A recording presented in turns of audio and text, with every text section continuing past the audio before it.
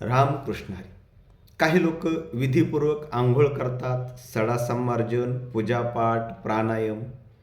परंतु जर त्यांच्या मनात वाईट विचार, वासना, विकार असतील तर अशी लोक अधम आहेत. परंतु ज्यांनी आपल्या इंद्रियांवर, मनावर ताबा मिळवला अशी लोक पवित्र असतात.